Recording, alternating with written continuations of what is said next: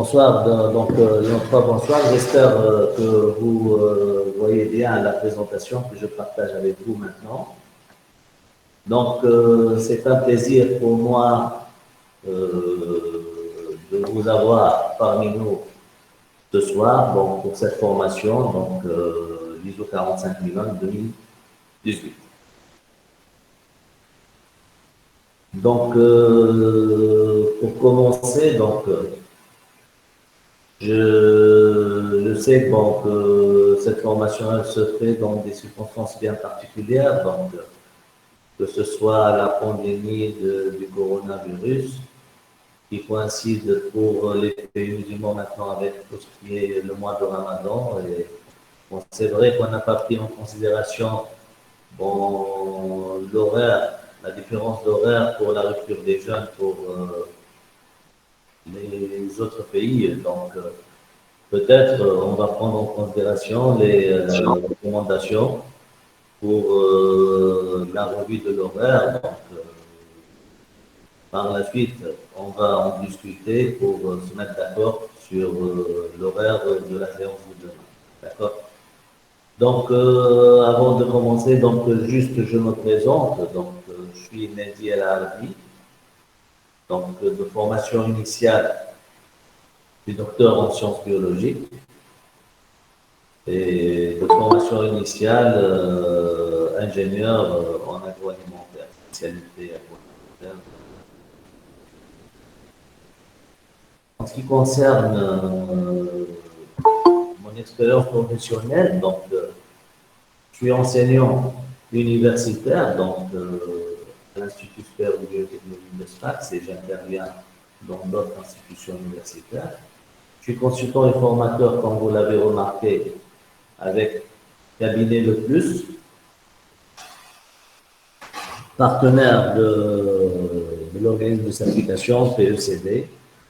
Et j'ai différentes certifications, entre autres l'ISO auditeur 9001, donc ISO 9001 et l'auditeur ISO 45001. Et j'interviens comme évaluateur avec l'organisme national tunisien d'accréditation, pour la norme ISO 17025 et pour la norme ISO 15185.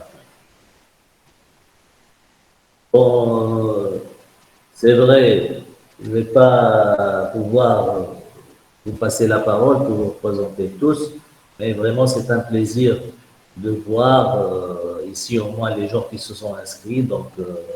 Il y a plusieurs personnes, hein, des centaines qui se sont inscrits. Bon, on verra par la suite le nombre des gens qui vont assister, mais les inscrits, ils représentent 24 pays et même 4 continents. Donc, on a les Émirats qui sont présents, le Canada et la France, à part les pays africains.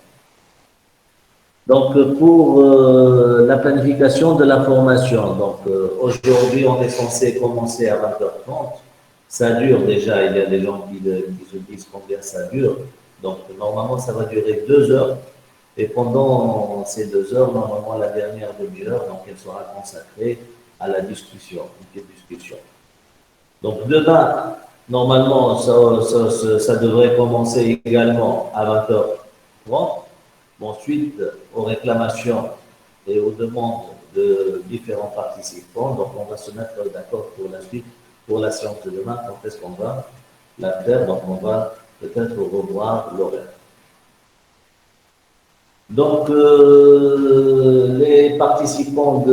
Les différents participants, ils ont différentes spécialités, différentes compétences, et bien sûr, ils ont différentes attentes. Je vais vous présenter tout d'abord le programme de la formation et j'espère que tous les participants y trouveront leur attente dans ce programme. Pour ce programme, on va commencer par l'intérêt de la certification ISO 45001, les facteurs de réussite de la mise en place de l'ISO 45001. On va donner un aperçu sur les normes auxquelles on aura recours. On parlera des principes de management de la santé et de la sécurité au travail. On abordera les principales définitions pour passer par la suite à la structure de la norme et aux exigences de la norme ISO 45001. Et on terminera par les étapes pour la mise en place de l'ISO 45001 et le processus d'obtention de l'attestation de cette formation. Et je vous donnerai un aperçu sur autres formations qualifiantes que nous allons planifier en tant que cabinet de. Donc, quel est l'intérêt de la certification ISO 45001? Pourquoi une entreprise va-t-elle mettre en place la norme ISO 45001? Donc, il y a plusieurs enjeux qui vont pousser les entreprises à se faire certifier, à mettre en œuvre, en place l'ISO 45001, parce qu'on va voir que l'application des normes n'est pas quelque chose d'obligatoire. La certification, c'est quelque chose de volontaire.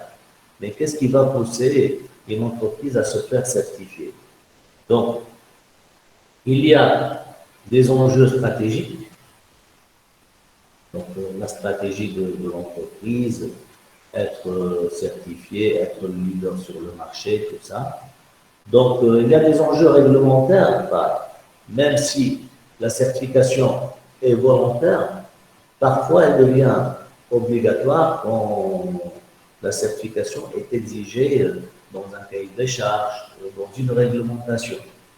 Il y a des enjeux commerciaux, donc parfois les clients exigent pour entrer dans un certain marché, pour avoir un certain contrat, donc les clients ils exigent certaines certifications.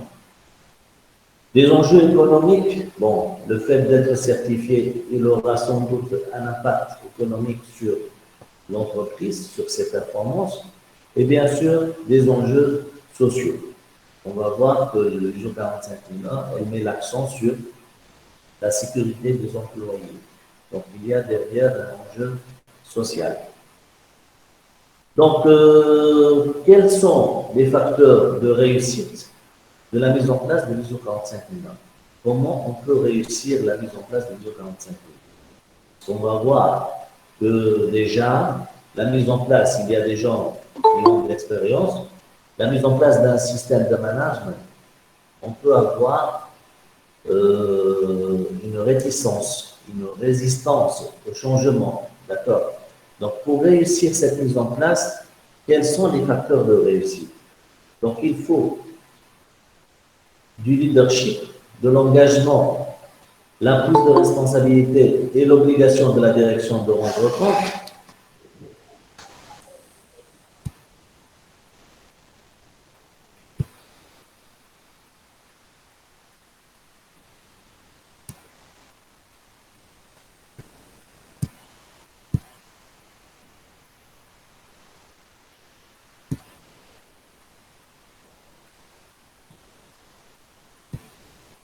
Donc, le développement, le soutien et la promotion par la direction d'une culture favorable aux résultats escomptés du système de management de la santé, de la sécurité au travail au sein de l'organisme, la communication, donc il faut une bonne communication, la consultation et la participation des travailleurs, et quand il existe de leurs représentants, donc la mise en place de l'ISO 45001, ce n'est pas le faire d'une élite, donc il faut impliquer les travailleurs et le personnel dans la mise en place du système.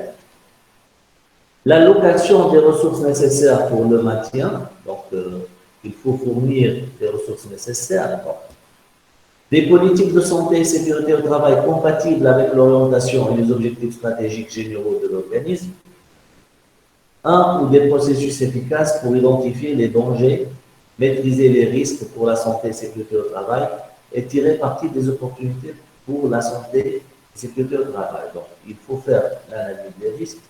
Et lorsqu'on va faire notre analyse, bien sûr, on doit maîtriser les risques et on doit tirer profit des opportunités. Donc, l'évaluation et le suivi en continu des performances du système de management de la santé, sécurité au travail, au but d'améliorer la performance en santé et sécurité au travail.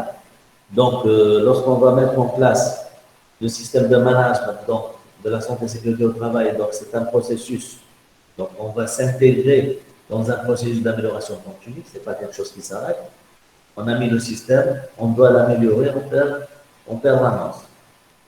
Donc, l'intégration du système de management de la santé dans les processus métiers de l'organisme, des objectifs de santé et de sécurité au travail en adéquation avec la politique de santé et sécurité au travail, qui prennent en compte les dangers, les risques pour la santé et sécurité au travail et les opportunités pour la santé et sécurité au travail de l'organisme. Donc, le système de management, ce n'est pas du copier-coller, donc c'est quelque chose qui doit être spécifique à l'entreprise. La conformité aux exigences légales et autres exigences. Donc, lorsqu'on va mettre en place un système de management de santé et sécurité au travail, on doit être en conformité par rapport à la réglementation. Donc, pour mettre en place ce système de management, on va faire appel à des normes. À quelles normes pourrons-nous appel? Donc, bon, pour la mise en place du système de management, donc la norme de certification, donc c'est la norme ISO 45001. Système de management de la santé et sécurité au travail, exigences et lignes directrices pour leur utilisation. Bon, bien sûr, en mettant en place cette norme, on fera appel à d'autres normes. Donc, même si l'ISO 45001 ne l'exige pas, donc on peut faire appel aux exigences de la norme ISO 9000 qui contient tout ce qui est vocabulaire et, à part le vocabulaire, les principes de management de la qualité. Donc, même si la norme ISO 45001, déjà, elle contient son propre vocabulaire. Donc, il y a plusieurs définitions sont définies dans le chapitre 3 de la norme ISO 45001. Cependant, on peut faire appel pour l'analyse des risques à la norme ISO 31000, donc management des risques, donc les lignes de risque, et à la norme ISO 31010, donc tout ce qui est évaluation, donc les techniques d'évaluation du risque. Une norme, c'est quoi une norme? Donc la norme, elle sert à quoi? Donc que ce soit la norme ISO 9001 ou ISO 45001, donc la norme, elle est destinée à servir de base dans les relations entre les partenaires économiques, scientifiques, techniques et sociaux. La norme par nature d'application, comme je viens de vous dire, elle est volontaire, donc personne ne va vous imposer l'application ou la certification. Mais cependant, si elle est référenciée dans un contrat, elle s'impose aux parties intéressées. Si jamais un client, il met dans le contrat qu'il ne travaille avec vous que si vous appliquez ou si vous êtes certifié. Donc, à ce moment-là, l'application de la norme devient obligatoire, plus volontaire. Donc, une réglementation également peut rendre l'application obligatoire de tout ou partie d'une norme, comme la réglementation EMAS. Donc, en France, pour l'audit environnemental, qui reprend une bonne partie, donc c'est une réglementation, qui prend en grande partie des chapitres de la norme ISO 14001. D'accord? Donc, la norme est un document élaboré par consensus au sein d'un organisme de normalisation par sollicitation des représentants de toutes les parties intéressées. Son adoption est procédée par une enquête publique. Donc, pour que la norme elle soit publiée, donc il faut qu'il y ait un consensus, donc il y a un vote. Donc, le vote, il sera fait par les représentants des différents pays membres de l'ISO. Donc l'ISO, c'est l'International Organization for Standardization, donc c'est l'organisation internationale de normalisation, donc qui englobe les représentants des pays. Donc, par exemple, en Tunisie, on a l'INORPI. En France, c'est l'AFNOR qui représente la France au sein de l'ISO, et ainsi de suite. Donc, la norme fait l'objet d'un examen régulier, donc pour évaluer sa pertinence dans le temps. Toute norme est réputée en vigueur à partir de la date présente sur sa première page.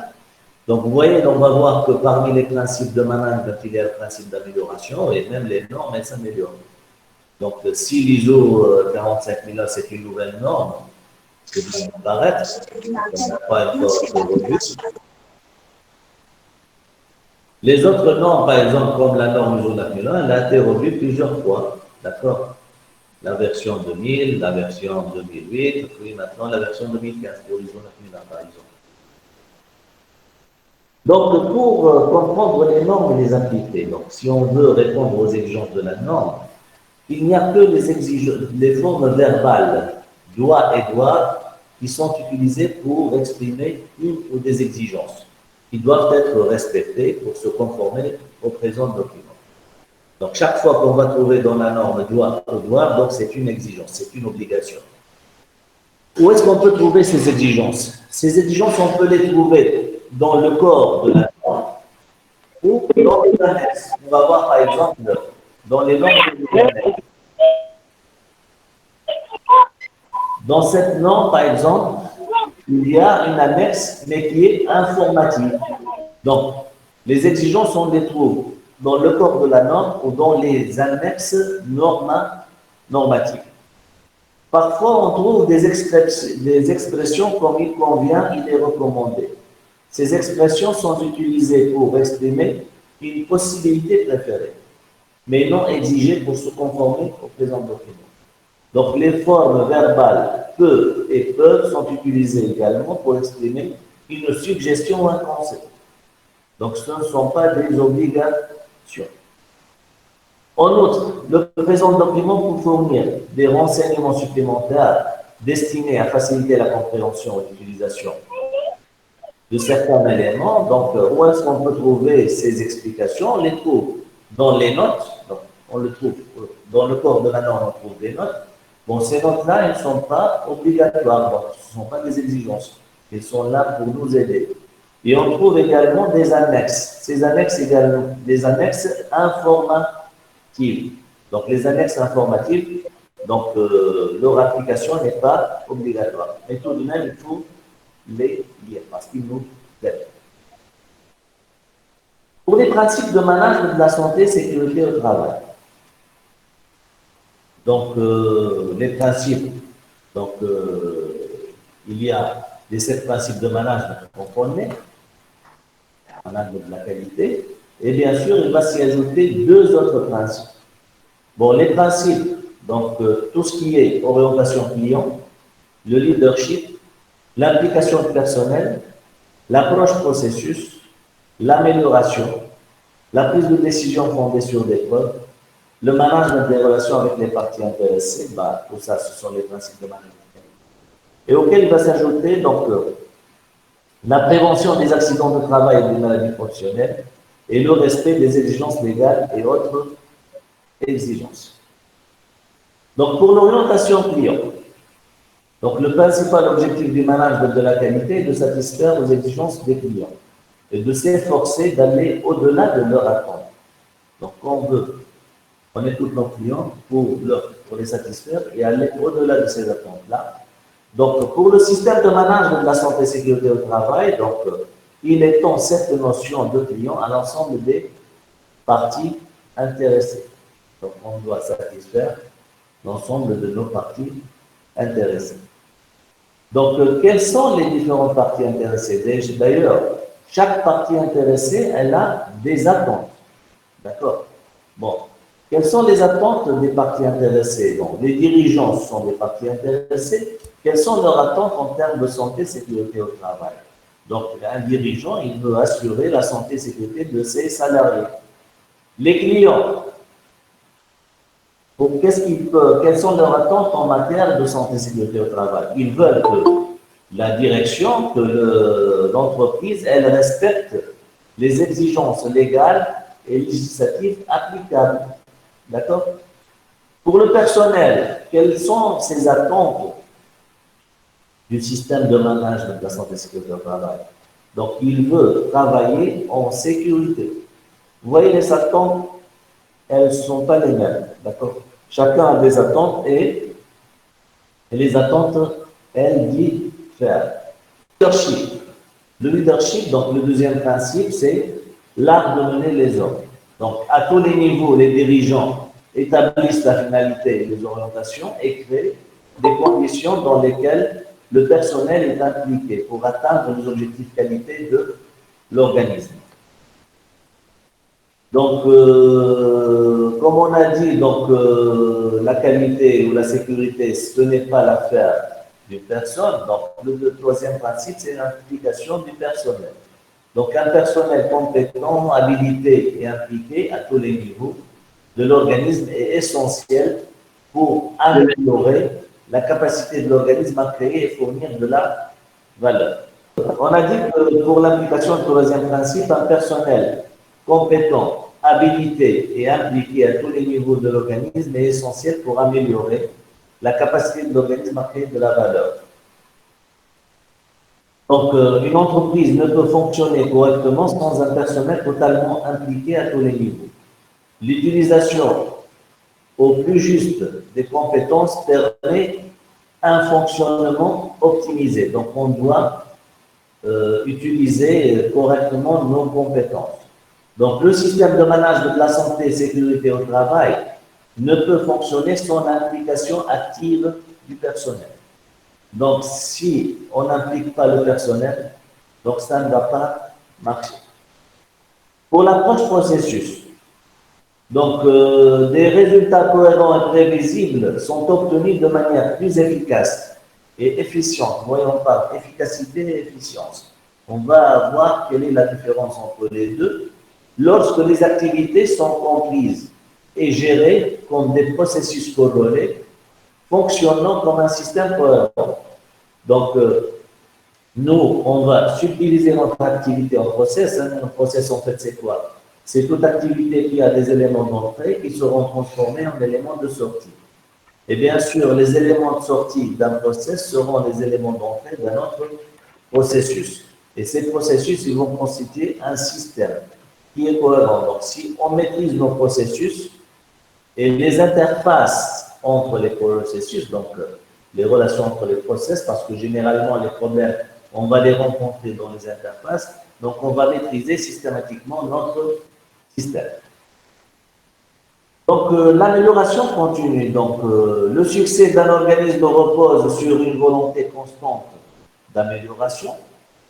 Donc, on doit sans cesse améliorer parce que si on n'améliore pas, si on n'avance pas, on recule. Donc, celui qui n'avance pas, il va reculer parce que les autres, ils vont avancer. Bon, l'amélioration continue, elle se base sur le principe de la roue de Deming. Donc, la PDCA, bon, sûrement pas mal d'entre vous la connaissent. Donc, la PDCA, vous voyez, plan, do, check, act. On planifie. D'accord? Donc, vous voyez déjà, lorsqu'on planifie, donc on va fixer des objectifs. On va réaliser, d'où ce qu'on a planifié. On va vérifier, puis on va réagir. Et agir et améliorer. Donc, le principe d'amélioration continue, il convient que l'amélioration continue de la performance globale d'une entreprise soit un objectif permanent de l'organisme. Donc, c'est quelque chose de permanent, c'est quelque chose qui ne s'arrête pas. D'accord? Donc, il s'agit d'une démarche structurée qui favorise l'accroissement des performances de l'entreprise. Donc, c'est une démarche par laquelle on veut favoriser, on veut accroître les performances. Donc, ce principe est commun aux trois systèmes de management, donc qualité, sécurité et environnement. Il s'agit donc d'un principe important dans la mise en place d'un système de management de la santé et sécurité au travail. On va voir déjà, lorsqu'on va mettre en place le système de management de santé et sécurité au travail, on va chercher à améliorer en permanence nos performances. Bon, cette démarche se compose de 4 phases successives qui bouclent comme suit. Donc, comme je viens de vous dire, donc, la roue de Deming, la PDCA, planifier, faire, vérifier, évaluer et agir.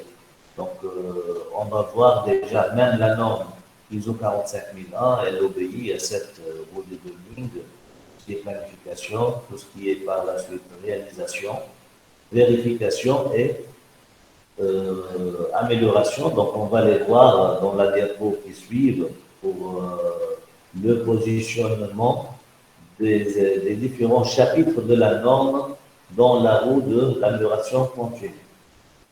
Donc, bon, voyez déjà la roue de l'amélioration, donc la 1, 2, et 4, donc la roue elle va tourner.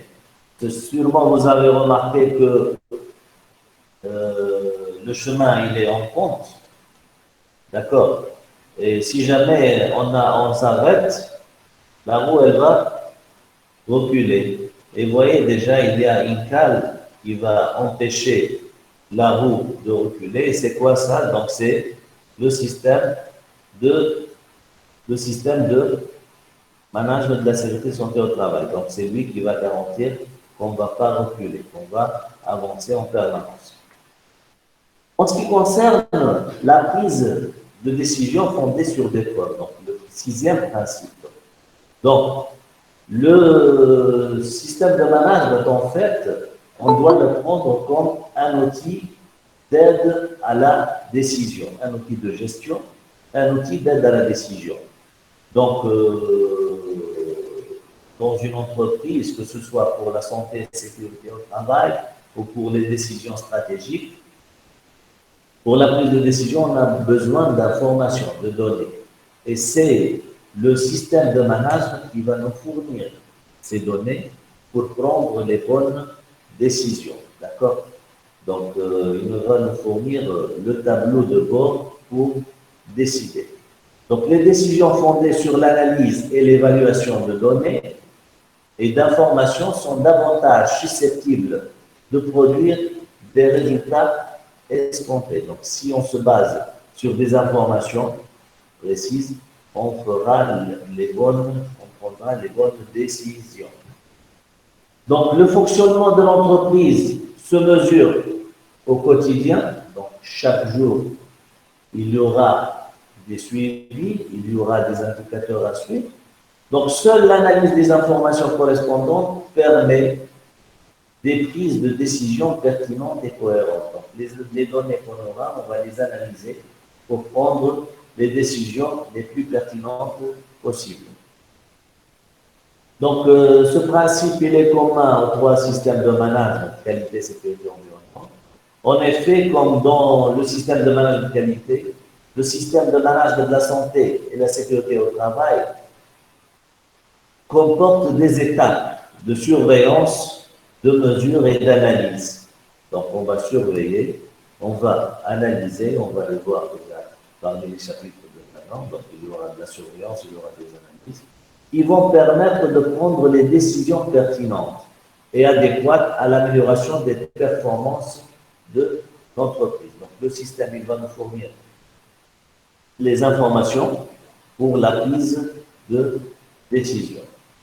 Donc, le septième principe, c'est le management des relations avec les parties intéressées. Donc, pour obtenir des performances durables, les organismes gèrent leurs relations avec les parties intéressées pertinentes, telles que les prestataires. Donc, c'est le gagnant-gagnant. D'accord? Donc, on doit baser nos relations avec les parties intéressées en relation gagnant-gagnant. Donc, il faut gérer ces relations avec ces parties intéressées. Donc, une entreprise ne fonctionne pas en autarcie, donc elle n'est pas isolée. Des relations de partenariat ne peuvent se contribuer à une plus grande efficacité de fonctionnement réciproque. Ce principe est commun aux trois systèmes de management de la qualité, sécurité et environnement. En effet, comme dans le système de management de qualité, les systèmes de management de la santé, sécurité au travail comportent des exigences particulières concernant les personnes travaillant pour le compte de l'entreprise, les sous-traitants, les fournisseurs, les intérimaires. D'accord? Ceux-là, donc, ces parties intéressées, donc, la norme ISO 45001, elle s'intéresse à ces parties-là. Donc, les compétences des fournisseurs, la communication des exigences, le respect des consignes. Donc, tout ça doit être pris en considération dans les relations avec les parties intéressées. Bon, le huitième principe qui s'ajoute au principe de management de qualité, c'est la prévention des accidents de travail et des maladies professionnelles. Donc, la prévention des accidents de travail et des maladies professionnelles est un point primordial de la mise en place d'un système de management de la santé et sécurité au travail. Donc l'entreprise doit s'assurer que son système de management de santé et sécurité au travail prend en compte cet aspect au travers de moyens tels que l'utilisation de procédés, pratiques, matériaux ou produits qui empêchent, réduisent ou contrôlent les accidents de travail et les maladies professionnelles. Ce principe va dans le sens des obligations de l'employeur décrites dans le Code du travail. Donc, lorsqu'on dit Code du travail, donc, déjà, c'est une exigence légale. Okay. Donc, bon, l'extrait du Code du travail français, donc, le chef de l'entreprise doit prendre les mesures nécessaires pour assurer la sécurité et protéger la santé des travailleurs de l'établissement, y compris les travailleurs temporaires. Donc, même les temporaires, on doit prendre les précautions nécessaires pour les protéger. Donc, on ne va pas faire comme les ménagères à la maison lorsqu'on fait appel à des femmes de ménage, donc on fait appel à des gens pour faire des travaux à la maison. Donc, s'il y a quelque chose qui va faire du mal, on va faire appel à quelqu'un d'autre. D'accord? Donc, même si on fait appel à des personnes externes, on doit veiller à préserver leur santé. Donc, ces mesures comprennent des actions de prévention des risques professionnels, d'information et de formation, ainsi que la mise en place d'une organisation et de moyens adaptés. Donc, le Code de travail, il oblige déjà les entreprises de prendre des précautions, des moyens de prévention, tenue de travail, équipements de protection individuelle, d'accord? Il impose de faire des formations et d'informer, d'accord? Le neuvième principe, donc, les exigences, donc le respect des exigences légales et autres exigences. Donc, la norme ISO 45001 impose à l'entreprise de respecter la législation et la réglementation applicable, ainsi que les autres exigences auxquelles elle a souscrit. Donc, cet engagement de conformité nécessite, dans un premier temps, d'identifier les textes et les seuils applicables. Donc, la première chose à faire, on doit identifier quelles sont les exigences légales auxquelles on est censé s'aligner, puis de veiller au respect de ces exigences et seuils. En cas d'écart réglementaire, il faut alors mettre en place un plan de mise en conformité et de conformité. Donc, si jamais, parce qu'on va voir, on est obligé de faire une veille réglementaire et on est obligé de voir si on est en conformité ou non. Donc, si on est en conformité, c'est bon. Si on n'est pas en conformité, si on est en conformité, on doit dresser un plan d'action pour se mettre en conformité. Donc, les principales définitions, donc le vocabulaire qu'on utilise pour la norme ISO 45001 pour la santé et sécurité du travail. Donc, l'ISO et la Commission électrotechnique internationale donc, tiennent à jour des bases de données terminologiques destinées à être utilisées en normalisation, consultables aux adresses suivantes. Donc, vous pouvez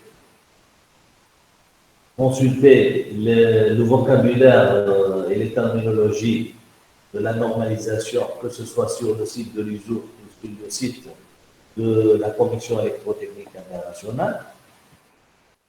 Donc, bon, les définitions que je vais aborder, donc il y a des définitions qui sont prises directement de la norme ISO 45001, parce que comme je vous ai dit déjà, elle développe, elle donne plusieurs définitions. Des définitions ont été prises également de la norme ISO 9000. Je vais commencer tout d'abord par l'accréditation. C'est quoi l'accréditation? L'accréditation, c'est une attestation délivrée par un organisme faisant autorité et en rapport à un organisme d'évaluation de la conformité constituant une reconnaissance formelle de quoi? De compétence. De ce dernier à réaliser des activités spécifiques d'évaluation ou de la conformité. Donc, quelqu'un qui est accrédité, donc un organisme qui est accrédité, donc il est compétent. Donc, l'accréditation, c'est une preuve de compétence. Alors que la certification, bon, elle diffère de l'accréditation. Donc, la certification, c'est une procédure par laquelle une pièce partie donne une assurance écrite qu'un produit, un processus ou un service est conforme aux exigences spécifiées dans un référentiel. Vous voyez, par exemple, la certification, elle est délivrée par des organismes certificateurs, donc comme PECDMS, par exemple. Je peux citer également d'autres, vous connaissez sûrement d'autres, les RICAS, les GS, les QS, Q. Donc, tous ceux, ce sont des organismes certificateurs. Donc, ces organismes certificateurs, ils vont reconnaître la conformité. Vous voyez ici, il est conforme. Donc, celui qui est certifié, il est conforme. Conforme par rapport à quoi? Conforme par rapport à un référentiel, à une norme. Alors que ces organismes-là, donc certificateurs comme PECB, MS, pour la certification des entreprises, il est accrédité, donc il est compétent. Il est accrédité par l'IAS, donc l'International Accreditation Service. De même, PECB, qui est l'organisme de certification des personnes, donc il est accrédité ISO 17024, alors que PECB-MS, pour la certification des organisations, il est accrédité ISO 17021. Donc, vous voyez, l'objectif, nous, on veut, par la certification, on veut gagner la confiance. Cette confiance, elle est basée sur quoi? Elle est basée sur la certification et sur l'accréditation. Donc, sur la certification, donc les organismes certificateurs, ils vont certifier les entreprises pour que le client ait confiance. Et même ces organismes certificateurs, donc, ils sont accrédités pour que le client également ait confiance dans la certification. D'accord? Donc, ils sont compétents. Donc, d'autres accréditations, bon, on aura à faire, par exemple, des analyses pour démontrer la conformité. Donc, les laboratoires, ils doivent également être accrédités. ISO 17025. De la même manière, peut-être qu'on aura à faire des inspections par des organismes d'inspection, tels que SGS, Veritas, tout ce qui apparaît de pression, par exemple. Ils doivent être également accrédités 17020. D'accord? Donc, vous voyez, c'est une chaîne qui se poursuit et la confiance, elle est gagnée comme ça. Donc, le système de management, c'est quoi un système de management? Donc, un système de management, c'est l'ensemble d'éléments corrélés ou interactions de l'organisme utilisés pour établir des politiques, des objectifs, des processus, de façon à atteindre les 10 objectifs. Donc, un système de management, donc, il est composé de quoi? De politiques, de processus pour atteindre les objectifs fixés par l'entreprise. Donc, un système de management de la santé et sécurité au travail, ou autrement dit, système de management de la SST. Donc, c'est quoi un système de management de sécurité santé au travail? Donc, c'est le système de management ou partie d'un système de management utilisé pour mettre en œuvre la politique santé et sécurité au travail. C'est quoi une politique santé et sécurité au travail? Donc, la politique santé et sécurité au travail, c'est la politique visant à éviter les traumatismes et pathologies.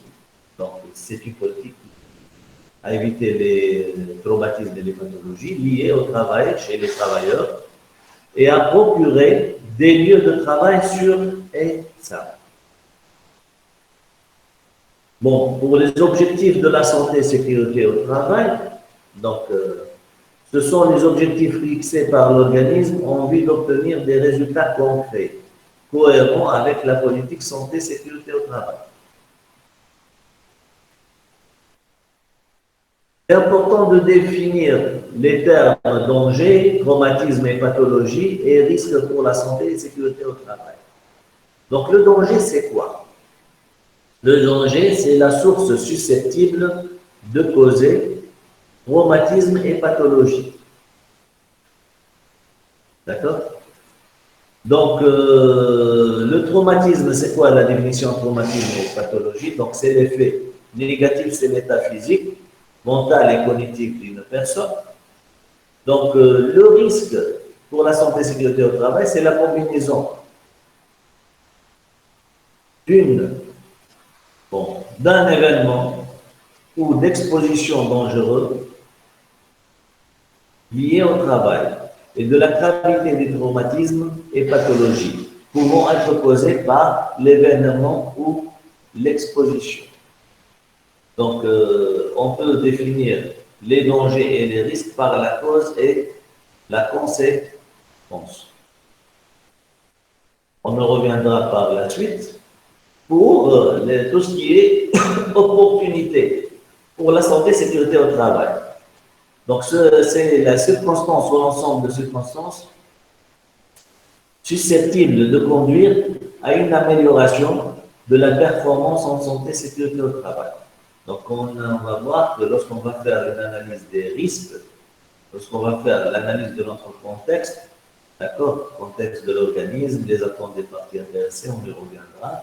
On va faire une analyse des risques, on doit prendre en considération aussi bien les risques que les opportunités d'amélioration. Donc, les opportunités d'amélioration, ce sont des circonstances susceptibles de conduire à une amélioration de la performance en santé et sécurité au travail. Performance. On parle de performance, donc c'est quelque chose qui est mesurable, un résultat qui est mesurable. Et pour les performances de la santé et sécurité au travail, donc les performances, ce sont des performances relatives à l'effectivité, efficacité de la prévention des traumatismes et pathologies chez les travailleurs et à la mise à disposition de leur lieu de travail sûr et sain. Donc, lorsqu'on dit efficacité, c'est que les performances en santé et sécurité au travail, c'est l'efficacité des mesures de prévention qu'on a pris en considération pour éviter les pathologies et les traumatismes. Bon, je définis le management de projet. Pourquoi? Donc, le management de projet, donc c'est important de le définir parce que la mise en place d'un système de management de la santé et sécurité au travail, c'est un projet. D'accord?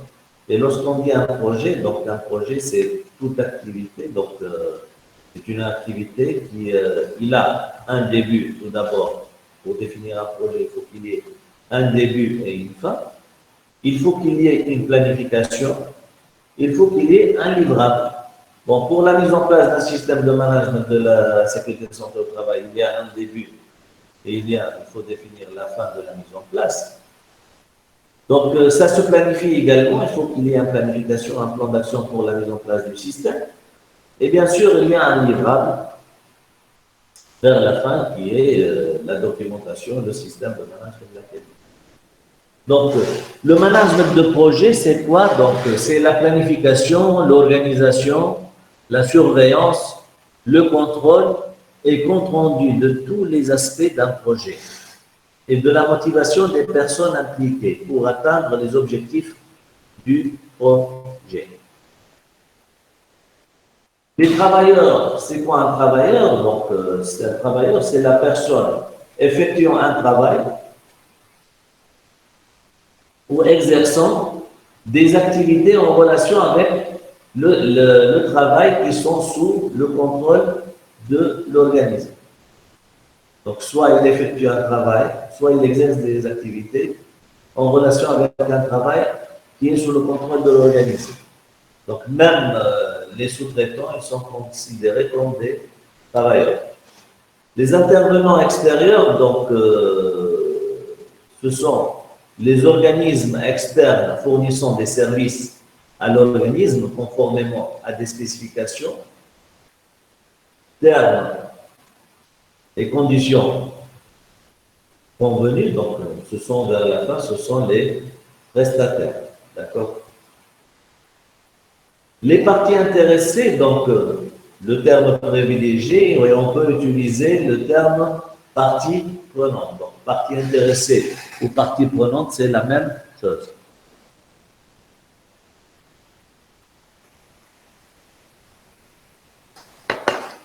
C'est quoi une partie prenante ou une partie intéressée? Donc, c'est toute personne ou organisme qui peut soit influer sur une décision ou une activité, soit être influencé ou s'estimer influencé par une décision ou une activité. Le contexte de l'organisme, donc c'est important de le définir également parce que déjà, on va commencer notre travail sur la norme, déjà les chapitres par l'organisme. Et même l'analyse des risques, elle va se baser sur le contexte de l'organisme. Et toutes les décisions qui seront prises par l'entreprise vont dépendre de son contexte également. Donc, c'est quoi le contexte de l'organisme? Donc, c'est la combinaison d'enjeux internes et externes pouvant avoir un effet sur l'approche d'un organisme en ce qui concerne la détermination et la réalisation de ses objectifs. Donc, le contexte, c'est la combinaison d'enjeux internes et externes, et on va voir déjà pour l'analyse du contexte, on peut se baser sur l'analyse externe, donc tout ce qui est contexte économique, politique, économique, social, technologique et législatif. D'accord?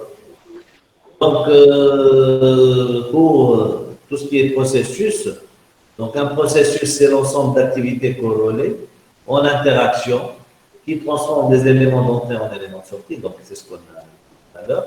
Et bien sûr, les éléments de sortie d'un processus seront les éléments d'entrée d'un autre processus. Bon, tout ce qui est surveillance, donc l'objectif de la surveillance, c'est quoi? C'est la détermination de l'état d'un système. Donc, si on fait de la surveillance, on veut voir si le système, donc, il demeure conforme ou non, donc, ou d'un processus ou d'une activité. Donc, on veut surveiller et déterminer son état. Bon, parmi les moyens de surveillance, donc, il y a des audits. Donc, l'audit, c'est quoi? Donc, l'audit, déjà, c'est une exigence de la norme ISO 45000, donc on doit effectuer des audits internes. Donc, l'audit, donc, c'est un processus méthodique. Vous voyez la notion de méthodologie. Donc, il y a une méthodologie pour l'audit, indépendant et documenté, permettant d'obtenir des preuves d'audit et de les évaluer de manière objective pour déterminer dans quelle mesure les critères d'audit sont satisfaits. Donc, si on va faire des audits, c'est qu'on va chercher des preuves pour démontrer la conformité. D'accord? Donc, bon, suite aux audits, généralement, si on fait des audits, soit on est conforme, soit on est non conforme. Donc, il y a des non-conformités. Donc, c'est quoi une non-conformité? C'est l'insatisfaction d'une exigence. Et si, bon, généralement, pour les non-conformités, donc, pour qu'il n'y ait pas de non-conformité, normalement, on aurait dû faire des actions préventives, d'accord? Et lorsqu'il y a des non-conformités, on doit faire des actions correctives. Donc, pour tout ce qui est actions préventives qui sont planifiées donc, pour la prophylaxie, pour qu'il n'y ait pas de problème, donc on met des actions préventives, mais si jamais nos actions préventives ne fonctionnent pas, ne s'avèrent pas efficaces et qu'il y a des non-conformités, donc on doit faire des actions correctives. Donc, vous voyez déjà, le fait d'être certifié, ça ne veut pas dire qu'on ne commet pas d'erreur. Ça ne veut pas dire lorsqu'on fait l'ISO 45001 qu'il n'y aura pas d'accident. D'accord?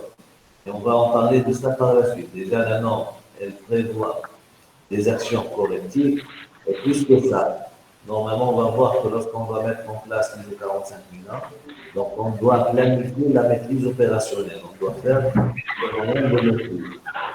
Et la norme prévient, c'est prévu, donc elle prévoit, c'est pas prévient, elle prévoit la norme de la maîtrise aux situations d'urgence. Donc, la situation d'urgence, normalement, ce sont des actions correctives. Et si on fait des actions d'urgence, c'est que la norme, euh, elle sait déjà que le risque zéro n'existe pas. D'accord? Donc, pour les actions préventives, ce sont des actions visant à éliminer la cause d'une non-conformité potentielle ou d'une autre situation potentielle indésirable. Alors que, vous voyez, surtout les actions préventives, une non-conformité potentielle, donc quelque chose qui n'est pas là, il n'y a pas de non-conformité. Et on prévoit qu'elle peut se faire. Et alors que pour les actions correctives, ce sont des actions visant à éliminer la conformité d'un événement indésirable et à éviter qu'une réapparaisse. Donc, les actions correctives, une non-conformité s'est produite, on veut l'éliminer, on veut la corriger. Donc, effectivité, efficacité. Vous voyez déjà, on parle d'efficacité et efficience. Donc, l'efficacité, c'est quoi? L'efficacité, c'est le niveau de réalisation des activités planifiées donc, et d'obtention des résultats escomptés. Donc, si jamais j'atteins l'objectif, donc je peux dire que mon action, elle est efficace. Alors que pour l'efficience, on introduit la notion de coût. Donc, l'efficience, c'est le rapport entre le résultat obtenu et les ressources utilisées. Donc, pour l'efficience, on dit quelque chose est efficiente si elle est efficace. Donc, pour déjà, on va voir déjà tout à l'heure, lorsqu'on met en place un système de management, déjà, on va planifier la mise en place, on va la vérifier par les audits internes, puis par la suite, on doit faire des revues, donc la revue de direction. La revue, c'est quoi? Donc, à part la revue de direction, déjà, on va voir que la norme, les normes, donc, ils mettent l'accent sur la revue. Chaque chose qu'on fait, on doit la revoir, on doit la vérifier. Donc, la revue, c'est quoi? C'est la détermination de la pertinence, de l'adéquation et de l'efficacité d'un objet à atteindre des objectifs définis. Donc, bien sûr, on a fait la revue, donc on doit améliorer. Donc, l'amélioration, c'est quoi? Donc, c'est l'activité menée pour améliorer les performances. Donc, ce sont des activités qu'on met pour améliorer les performances. Et l'amélioration continue, ce sont des activités récurrentes. Vous voyez le terme récurrent, donc c'est quelque chose qui se répète. C'est pas quelque chose qu'on fait d'une seule fois. Donc, on doit toujours faire des activités pour améliorer les performances. Pour la structure de la norme ISO 45001, je ne sais pas si la majorité d'entre vous a déjà fait une lecture de la norme, il a au moins consulté ces différents chapitres. En tout cas, la structure de la norme, maintenant, elle s'aligne à la structure HLS. Je ne sais pas si vous avez entendu parler de la structure HLS. C'est la High Level Structure.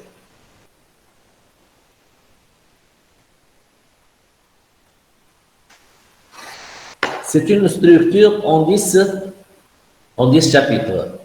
Donc, quel est l'objectif de ces 10 chapitres? Pourquoi cette nouvelle comment dire, pourquoi cette nouvelle structure? Bon, cette nouvelle structure, l'objectif de cette nouvelle structure, c'est de aligner tous les systèmes de management de façon de faciliter l'intégration des systèmes de management. Parce que généralement, les entreprises, ils peuvent commencer par exemple par la mise en place d'un système de management de qualité. Par la suite, ils intègrent avec la qualité, la sécurité, santé au travail. Ils intègrent l'ISO 45001. Donc, ils ne vont pas faire un système de management de la qualité et un système de management de la santé et sécurité au travail. Ils vont faire un seul système et on parle de système intégré. Donc, généralement, il y a plusieurs de points communs entre les différentes normes et les différences, on va les voir surtout avec la nouvelle norme dans le chapitre 8 de la norme. D'accord. Si dans l'ISO 9001, on s'occupe de la réalisation des activités opérationnelles, ici, donc, on va mettre l'accent également donc tout ce qui est maîtrise opérationnelle. Donc, maîtrise, parce qu'on n'a pas un produit à réaliser, donc on va maîtriser les risques relatifs à la santé et sécurité au travail.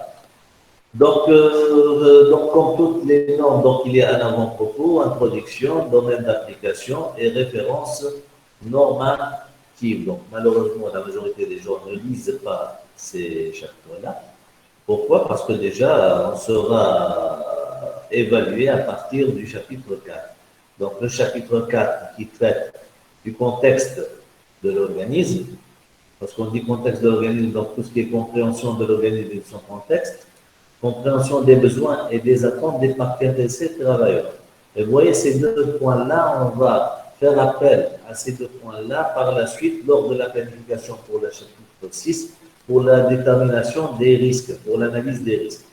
Donc, détermination des périmètres d'application du système de management de la sécurité santé au travail et le système de management de santé et sécurité au travail. Donc, ça, c'est le chapitre 4 de la norme. Pour le chapitre 5, qui s'intéresse au leadership et la participation des travailleurs, donc lorsqu'on dit, bon, ce chapitre traite de leadership et l'engagement, on y trouve également la politique de santé et sécurité au travail, rôle, responsabilité et autorité au sein de l'organisme, donc la définition des rôles et des responsabilités, et la consultation et participation des travailleurs.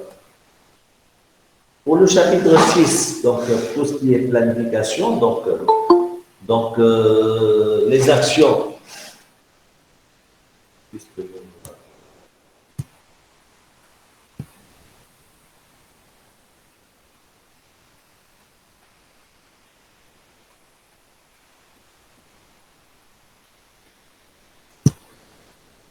donc tout ce qui est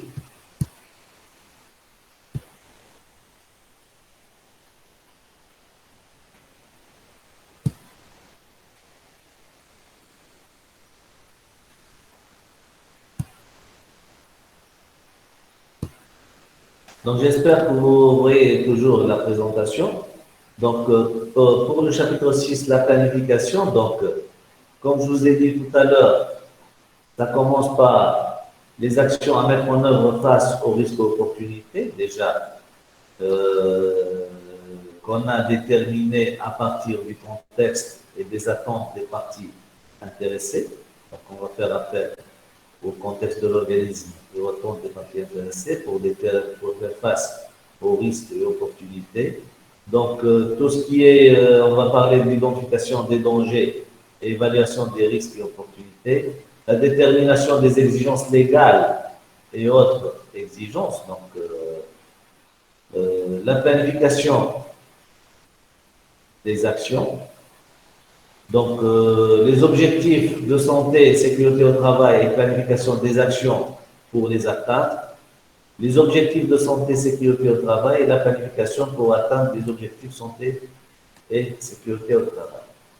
Le chapitre 7, il s'intéresse au support, donc lorsqu'on dit support, donc tout ce qui est ressources, tout ce qui est compétences, sensibilisation et prise de conscience, la communication, les informations documentées, d'accord, donc tout ce qui est création et maîtrise des informations documentées. Vous voyez déjà la norme, elle parle d'informations documentées, donc c'est une nouvelle terminologie, donc maintenant on ne parle plus de procédure, d'instruction, d'enregistrement, on parle d'informations documentées. Et ça n'empêche, la norme ne nous oblige pas d'appliquer son vocabulaire. On peut garder le vocabulaire, surtout pour les gens qui sont déjà habitués par une nomenclature bien déterminée, ils peuvent garder la même nomenclature. Bon, si jamais ils étaient, par exemple, certifiés au HSAF 18000, ils ont un système de management de qualité. Donc, ils peuvent préserver la même nomenclature. Bon, le chapitre clé donc, pour cette norme, c'est le chapitre 8, tout ce qui est réalisation des activités opérationnelles.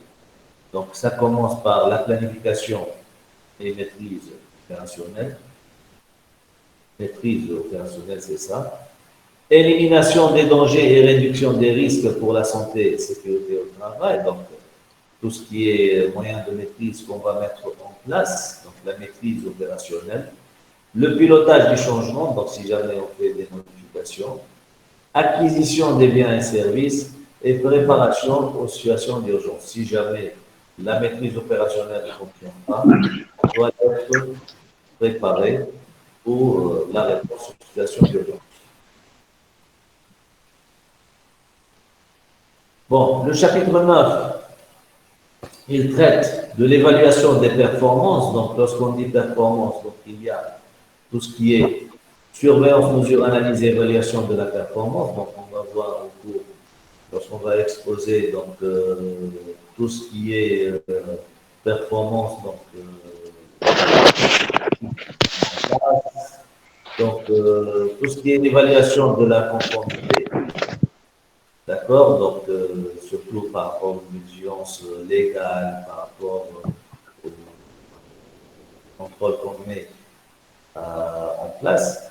Donc, bien sûr, en plus de l'évaluation, donc tout ce qui est opérationnel, donc il y a tout ce qui est la vérification du système de management qui se fait par les audits internes.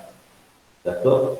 Donc, et bien sûr, la revue de direction, donc, qui va avoir tous les éléments ressortis par le système pour prendre les décisions adéquates.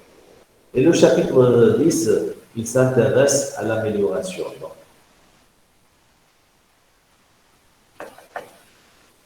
Donc, pour l'amélioration, donc, le chapitre 10, donc, des événements indésirables, non-conformité, action corrective.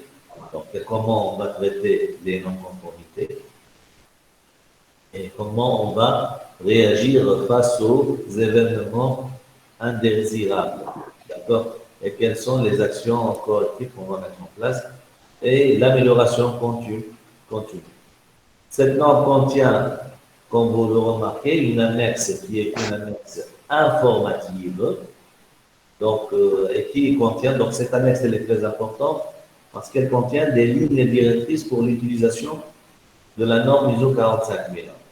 Bon, comme vous le savez peut-être, la norme ISO 9000, pour la norme ISO 45001, donc si j'ai dit 9001, donc c'est que j'ai fait une confusion.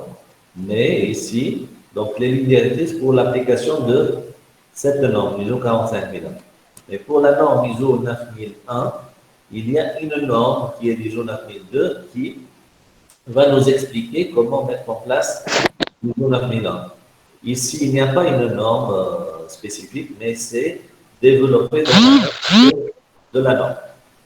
Bien sûr, la norme contient également de la bibliographie et un index alphabétique des termes. Donc, si jamais on veut rechercher les termes et définitions, il y a un index alphabétique à travers lequel on peut retrouver les définitions recherchées.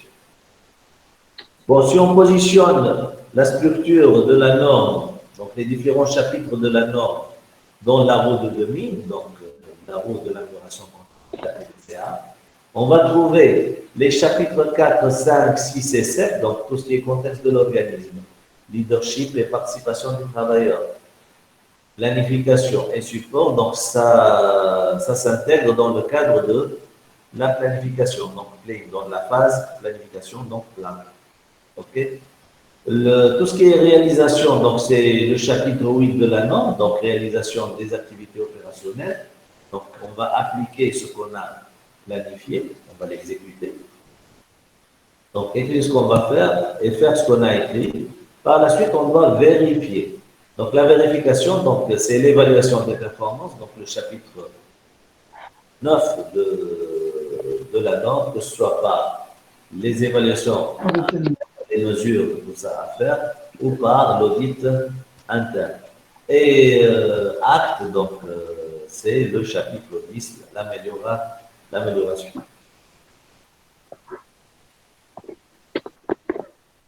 Donc, le chapitre 4 de la norme, le contexte de l'organisme.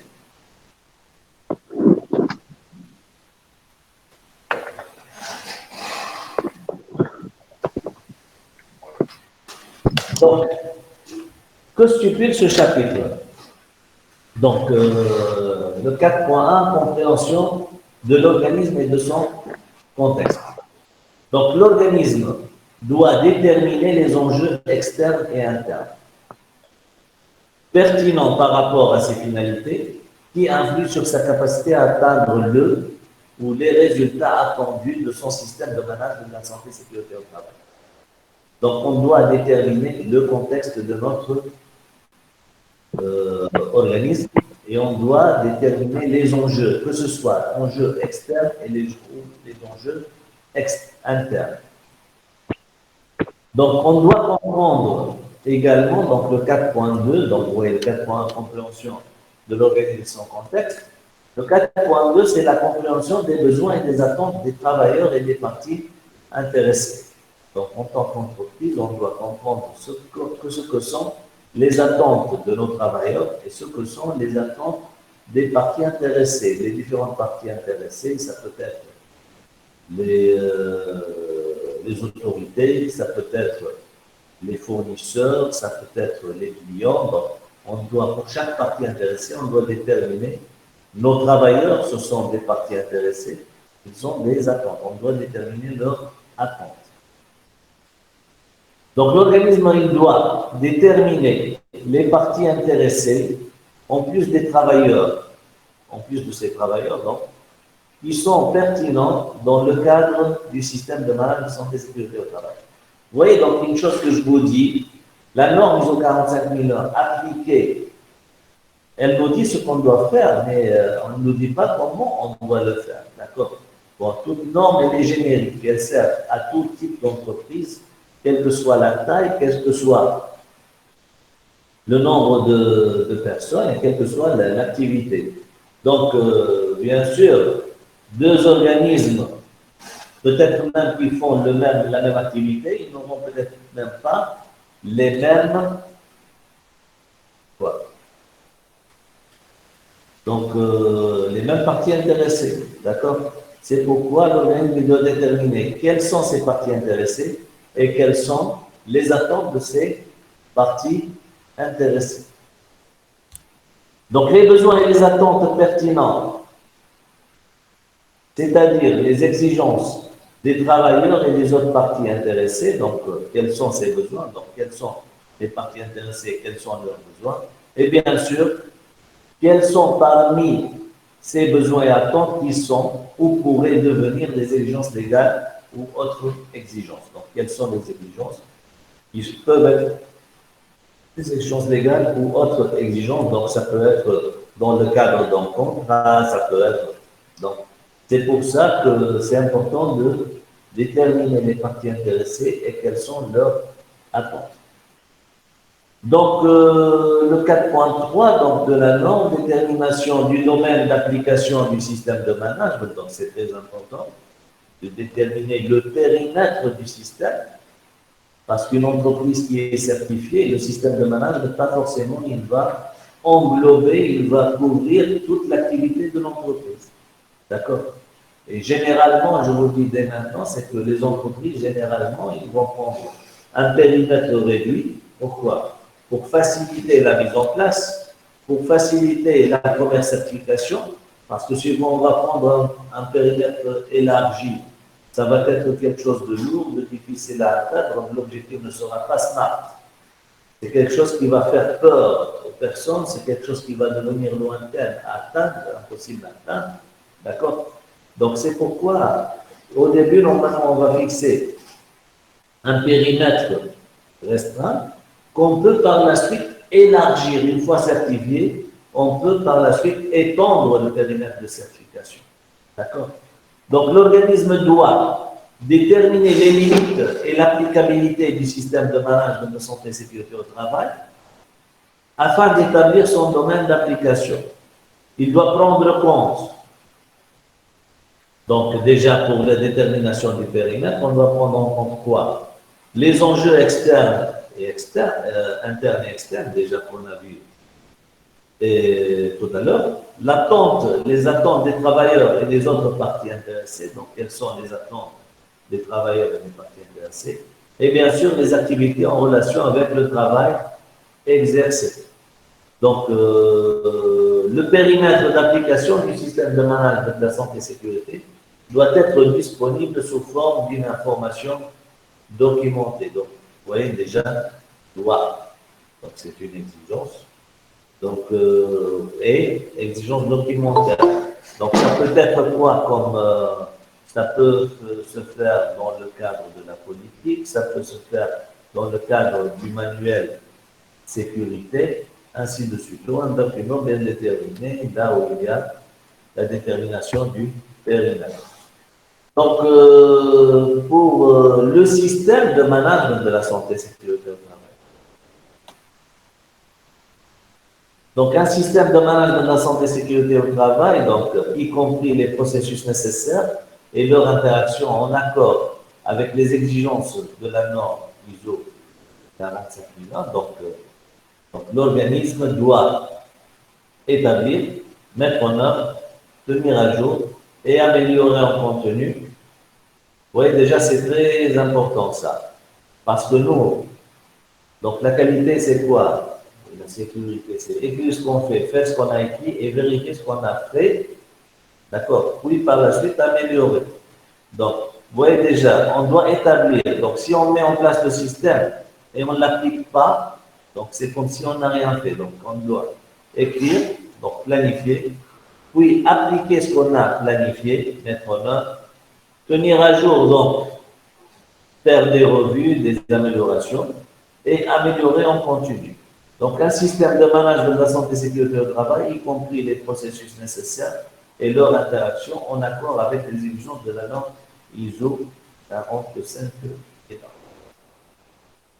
Pour le chapitre 5, donc tout ce qui est leadership et participation des travailleurs. Donc, la direction doit, ce que stipule la norme, donc la norme, qu'est-ce qu'elle exige?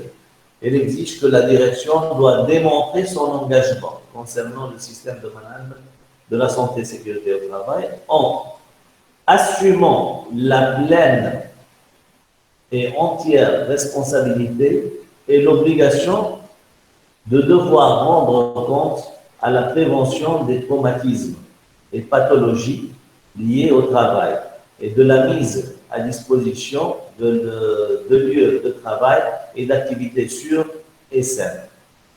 Donc, s'assumant que la politique et les objectifs associés sont établis pour le système de management de la santé et sécurité du travail et qu'ils sont compatibles avec l'orientation stratégique de l'organisme, en s'assurant que les exigences liées au système de management de la santé et sécurité au travail sont intégrées au processus métier de l'organisme, en s'assurant que les ressources requises pour établir, mettre en œuvre, tenir à jour et améliorer le système de management de la santé et sécurité au travail sont disponibles, communiquant sur l'importance de disposer d'un système de management de la santé et sécurité au travail efficace et de se conformer aux exigences liées à ce système, en veillant à ce que le système de management de la santé atteigne le ou les résultats attendus.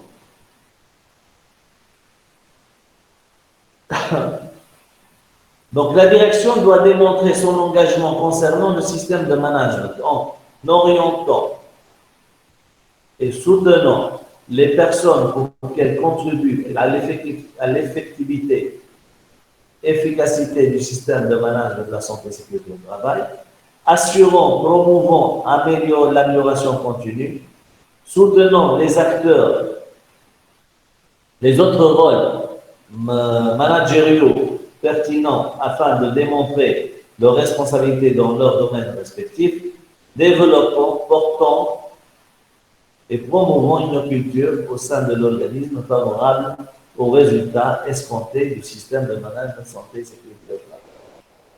Donc la direction doit démontrer son engagement toujours en protégeant des représailles les travailleurs qui signalent des événements indésirables, des dangers, des risques et opportunités. Si jamais il y a des gens qui reportent il ne faut pas qu'il y ait des représailles de la part, que ce soit de leurs supérieurs ou de leurs collègues. Donc, s'assurant que l'organisme établit et met en œuvre un ou des processus pour la consultation et pour la participation des travailleurs, soutenant la mise en place de comités de santé et de sécurité ainsi que leur fonctionnement. Donc, la direction doit mettre en place une politique santé et sécurité au travail. Donc, cette politique, comme vous voyez déjà, elle doit être établie, donc elle doit la mettre en place, et ça ne suffit pas. Elle doit être revue, donc revoir, parce que c'est quelque chose qui s'améliore également. Donc, la politique d'aujourd'hui peut-être n'est pas la même prochaine. Et tenir à jour une politique, donc elle doit être tenue à jour, donc mise à jour. Donc cette politique, elle doit inclure l'engagement à procurer des conditions de travail sûres et saines pour la prévention des traumatismes et pathologies liées au travail. Fournir un cadre pour l'établissement des objectifs de santé et sécurité au travail.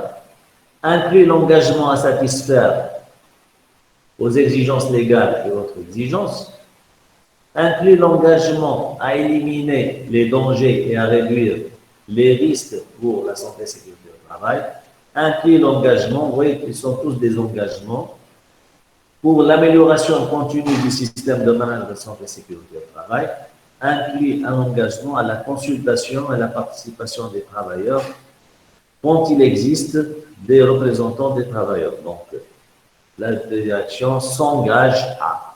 Donc, on doit trouver, lorsqu'on va consulter la politique, on doit trouver ces différents engagements. Donc, la politique, elle doit exister, elle doit être présentée sous forme d'une information documentée, donc il faut un enregistrement, d'accord, c'est un document. Être communiqué au sein de l'organisme, donc la diffusion de la politique, donc la communication, donc comment on va communiquer. Elle doit être disponible vis-à-vis des parties intéressées, le cas échéant. Donc, les parties intéressées doivent avoir à leur disposition la politique. Elle doit être pertinente et appropriée. Bon, sûrement pour tout ce qui est distribution et tout ce qui est communication, sûrement vous avez vu des politiques qui sont affichées au mur, tout ça, dans les entreprises qui sont certifiées. Donc, pour tout ce qui est rôle, responsabilité et orientation au sein de l'organisme. Donc, l'organisme, donc la direction, doit s'assurer que les responsabilités et autorités des rôles pertinents définis dans le système de management de santé et sécurité au travail sont attribués et communiqués à tous les niveaux au sein de l'organisme et tenus à jour sous la forme d'informations documentées. Il faut qu'il y ait une information documentée des responsabilités. Donc, ça peut faire l'objet de quoi, par exemple, ici? Des fiches de poste, des fiches de fonction, tout ce qui est organigramme, nomination, par exemple, d'un responsable de sécurité et santé au travail. Dans les fiches process, déjà, on va mettre les pilotes des process, on va mettre les différents acteurs. Donc, il faut attribuer également donc l'autorité et la responsabilité pour s'assurer que le système de management de la santé et sécurité au travail conforme aux exigences de la norme ISO 45001, rendre compte de la performance du système de management de santé et sécurité au travail à la direction. Vous voyez déjà ici, attribuer les autorités, les responsabilités. Dans les autres versions, il faut nommer un responsable qualité ou nommer un responsable sécurité. Ici, la norme n'exige plus un responsable sécurité, mais elle exige les mêmes attributions qui étaient attribuées aux responsables qualité, tout ce qui est pilotage du système et tout ce qui est rendre compte des performances du système, donc la préparation des revues de direction, tout ça. Donc, en tant qu'entreprise, on peut donner ces responsabilités à différentes personnes, comme on peut nommer, même si la norme ne l'exige pas, mais la norme vous dit, vous attribuez les autorités et les responsabilités, je peux nommer un responsable HSE, sécurité, environnement, sécurité, santé au travail, d'accord? Donc la finalité et les exigences de cette clause, donc tout ce qui est responsabilité, autorité sur l'organisme, c'est d'assurer la disponibilité des ressources, donc humaines, techniques, financières, à la mise en œuvre et à la tenue à jour et l'amélioration du système de management de santé et sécurité au travail. Définir, documenter et communiquer les rôles et responsabilités des autorités, nommer un ou plusieurs représentants de la direction qui doivent s'assurer que le système de management de santé et sécurité au travail est établi, donc il est mis en place, qu'il est appliqué et qu'il est tenu à jour, amélioré. Rendre compte à la direction de la performance du système de management, y compris des recommandations pour son amélioration. Donc, veiller à ce que les personnes présentes sur le lieu de travail soient responsables des aspects de santé et sécurité au travail sur lesquels elles ont. Assurer que tous ceux qui ont une responsabilité en termes de direction apportent la preuve de leur engagement envers l'amélioration continue de la performance santé et sécurité au travail. Donc, la norme, elle met l'accent sur la consultation et la participation des travailleurs. Donc, on doit impliquer les travailleurs, on doit les consulter, surtout lors de la détermination des risques relatifs à leurs travaux et pour la proposition des moyens de protection. Donc, l'organisme doit établir, mettre en œuvre et tenir à jour des processus pour la consultation et la participation des travailleurs et quand il existe des représentants des travailleurs à tous les niveaux et pour toutes les fonctions applicables dans le développement, la planification, la mise en œuvre, l'évaluation des performances et les actions d'amélioration du système de management de la santé et sécurité au travail. Donc l'organisme doit prévoir les modalités, le temps, la formation et les ressources nécessaires pour la communication et la participation, fournir dans le temps imparti un accès à des informations claires, compréhensibles et pertinentes sur le système de management de la santé et sécurité au travail, identifier et lever les obstacles ou barrières à la participation et minimaliser ceux qui ne peuvent être supprimés. Donc l'organisme doit mettre l'accent sur la participation des travailleurs en encadrant dans ce qui suit. Donc on peut impliquer les travailleurs, donc vous voyez, les travailleurs non encadrants, pas les cadres, donc les ouvriers. Donc la détermination des modalités relatives à la consultation et leur participation, l'identification des dangers et l'évaluation des risques et des opportunités. Donc on va voir tout ce qui est évaluation des dangers, évaluation des risques, des opportunités. Donc dans le chapitre 6, les employés, les travailleurs, ils doivent être impliqués. La détermination des actions permettant d'éliminer les dangers et de réduire les risques. Donc, on les implique dans la détermination des risques et on les implique dans la recherche de solutions. Donc, la détermination des exigences en termes de compétences, de besoins en formation, des formations et d'évaluation de la formation. Donc, Lors de l'élaboration du plan de formation, on doit les impliquer. Lors de la détermination des compétences, on doit les impliquer. On doit les impliquer. Le choix de ce qu'il faut communiquer et la manière de le faire, la définition des mesures de prévention, leur mise en œuvre et l'utilisation effective efficace. Donc, lors du choix des mesures de prévention, on doit les appliquer. L'analyse des événements indésirables ainsi que les non-conformités et la détermination des actions correctives. Donc, si jamais il y a des non-conformités, des accidents, on doit les impliquer, d'accord? Et on doit les appliquer également pour la détermination des actions collectives à mettre en place. Bon, je m'arrête ici pour aujourd'hui et on termine les autres parties demain. D'accord? Donc, je suis à votre écoute si jamais vous avez des questions à poser. D'accord? Donc, je suis à l'écoute. Monsieur, Vous pouvez intervenir, il ouvre son micro, hein, donc il n'y a pas de souci maintenant. d'accord. Monsieur, j'ai une question, s'il vous plaît. Oui, je suis à l'écoute. Je veux juste savoir si nous aurons une version de cours. Bon, la version du cours. Donc, Oui, c'est possible, ce bien que sûr. je vous dis, c'est que tout d'abord, la réunion, elle est enregistrée. Donc, vous aurez par la suite le lien pour l'enregistrement. D'accord? Ah, Vous aurez le lien pour le cours, oui. donc vous aurez la copie du cours. Et je vous communiquerai également la norme ISO 45001 pour ceux qui ne l'ont pas. Et la norme ISO 31000 pour l'analyse des risques. Et la norme ISO 31010 pour tout ce qui est les outils à appliquer pour l'amélioration des performances, donc l'analyse, donc l'évaluation du risque. D'accord? Oui, allô? Monsieur, Allô? D'accord, Oui, merci beaucoup. Oui, bonsoir. s'il vous plaît, monsieur. Bonsoir. Bonsoir. bonsoir.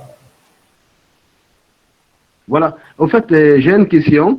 Oui, C'est au niveau de la 45001. oui. Vous avez parlé ici réellement que la 45001, comment on appelle ça là, que s'utilise par endroit. Bon, je vous ai Allô? pas, j'ai pas bien écouté. Allô? Je ne vous ai pas bien entendu. Est-ce que vous pouvez Voilà, je disais, répondre. je vous écoute. Oui, je dis, vous avez parlé de la, voilà, je dis, vous avez parlé de la 45001 au niveau d'une entité ici, qu'elle est applicable par endroit. Mais selon moi, et dans chaque société, toutes les unités de travail représentent des risques. Et à chaque unité, selon moi, la 45001 est applicable. Allô? Oui, bon, Allô? bon, il y a des Allô? coupures sur, je n'ai pas bien entendu, mais la norme ISO 45001, elle est applicable à tout type d'activité. Chaque activité, Voilà. elle doit déterminer, bon, les risques ne sont pas les mêmes, donc le contexte n'est pas le même. Donc, même pour une même activité, il n'y aura pas les mêmes risques et les mêmes moyens de maîtrise, d'accord? Donc, c'est pas la même technologie, c'est pas la même législation, c'est pas. Donc, ça va dépendre de la localisation du pays, ça va dépendre de l'activité, ça va dépendre de la taille de l'entreprise, ça va dépendre même du personnel. Si le personnel il est jeune, si le personnel il est âgé, d'accord. C'est pourquoi même l'analyse des risques qu'on va voir, elle doit être revue.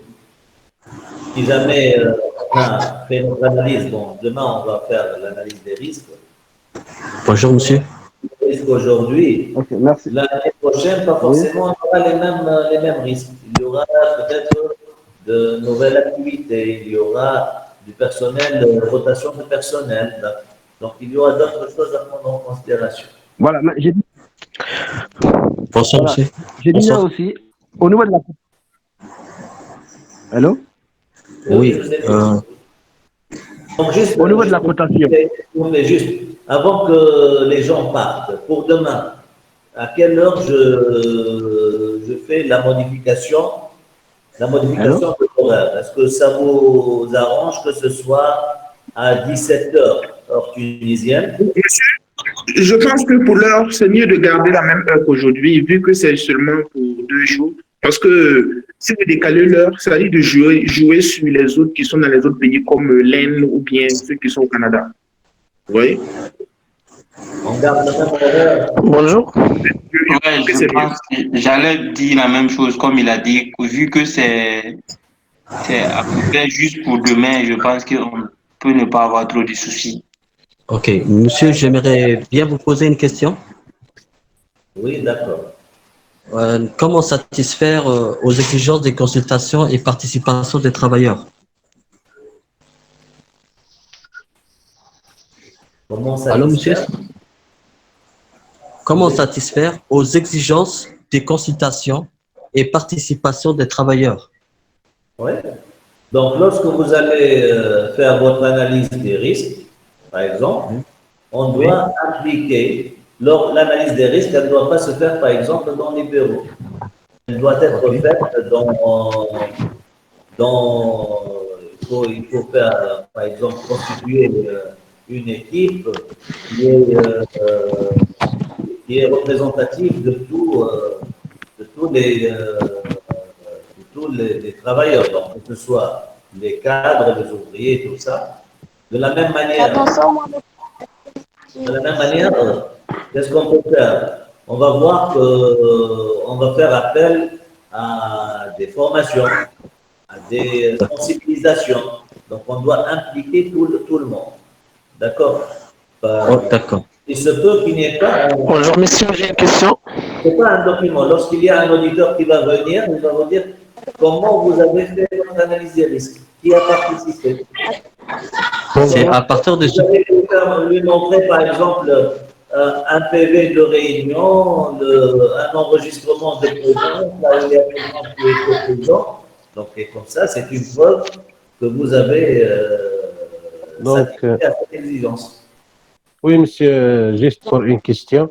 Merci beaucoup, monsieur. Oui. Monsieur, Oui. juste question, c'est quoi la différence entre la responsabilité et les autorités? Responsabilité, Et autorité, autorité. ouais. Parce que j'ai travaillé avec une entreprise et pas défini bien quel responsable est une autorité et quelques personne n'est pas un responsable, mais avec une autorité. Ouais. Bon, l'autorité, généralement, il y a une décision à prendre. D'accord? Ouais, L'autorité, surtout, c'est hiérarchique. D'accord? Pour une ouais, décision, on revient à cette personne. D'accord? d'accord. Et la responsabilité, qui fait quoi? Donc, on doit responsabiliser les gens. Donc, tout ce qui est ce que je vous dis, par exemple, tout ce qui est autorité, normalement, ça va se faire dans le cadre de l'organigramme de l'entreprise. Et tout ce qui est autorité et tout ce qui est responsabilité, normalement, on va trouver ça dans les fiches de poste, dans les fiches de fonction. D'accord, monsieur. Merci beaucoup. Monsieur, Oui, allô? Allô? Oui, allô? Oui, monsieur. Allô? Par rapport à cette question, d'autorité et des responsabilités, allô? oui, oui, je vous écoute. Oui, par rapport à la question des responsabilités et de l'autorité, vous avez dit par endroit qu'il en revient au responsable de HSE. Oui. Est-ce que celui-là peut prendre l'autorité sans le consentement de l'employeur? Je ne vous ai pas compris. Je disais, vous avez dit des passages ici que la responsabilité et l'autorité émanent des compétences du responsable HSE. Non, pas que le responsable HSE. Oui, oui, bon, je vous écoute. Oui, on discute. Hein. Mais est-ce que celui-là peut prendre des décisions sans le consentement de l'employeur? Le consentement de l'employeur. Si le responsable du HCFE qui Oui. assume la responsabilité de l'autorité, selon votre déclaration de passage, peut prendre des décisions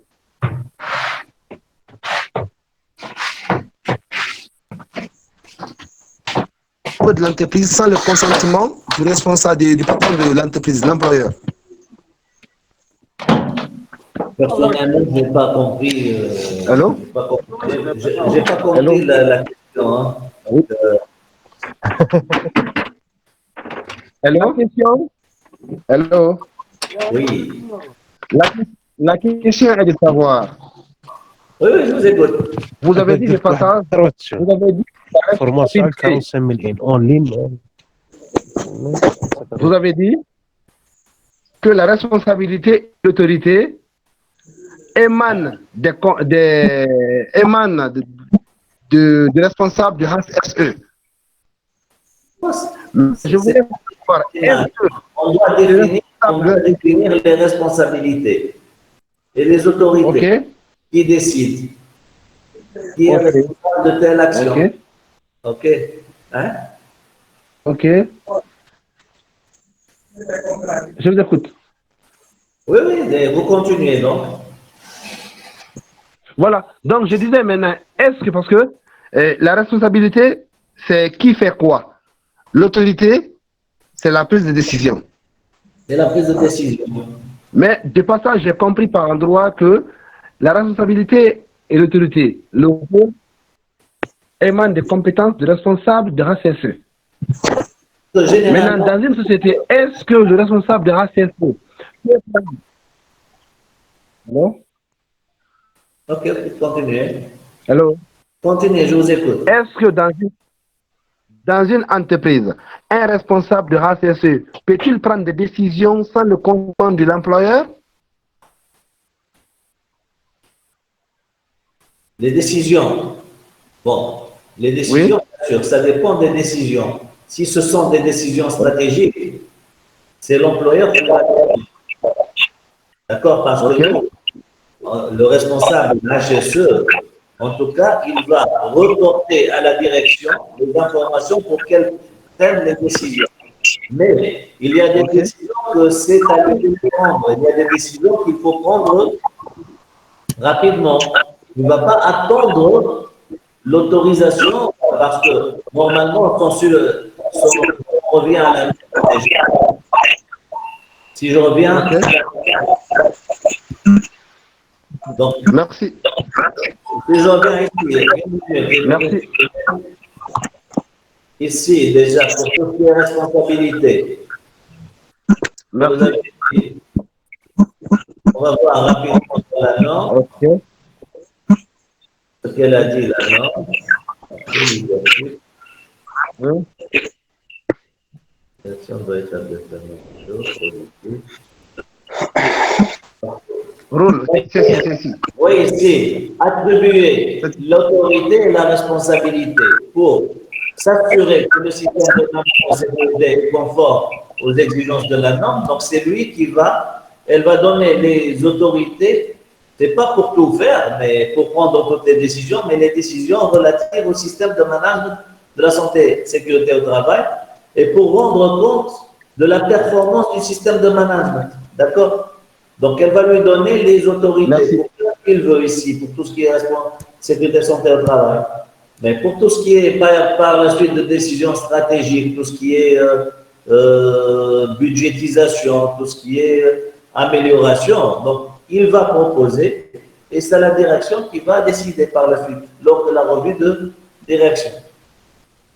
C'est bon? Bien copié. Merci. C'est bon. Excellent. Merci. Bravo. Monsieur, Merci. monsieur, Monsieur, je vois dans le mail, dans le chat que les gens sont toujours, on ne se comprend pas sur l'heure. Finalement, on maintient que l'heure parce que je vois dans le mail, les gens sont en train de poser des questions dans ce sens. Donc, juste, on garde le même horaire tout simplement. Et Est-ce qu'il y a des gens que ça ne pour qui ça ne convient pas, 20h30? Mais, monsieur, il y avait une autre possibilité, c'est une proposition. Si possible, 16h30 heure tunisienne. Je ne sais pas si c'est possible, c'est une proposition. 16h30 là, au plus tard, à 19h30, on aura fini. Ceux qui doivent jeûner ou casser peuvent le faire. C'est une proposition. Donc, est-ce qu'il y a des gens parmi nous qui n'acceptent pas à 16h30?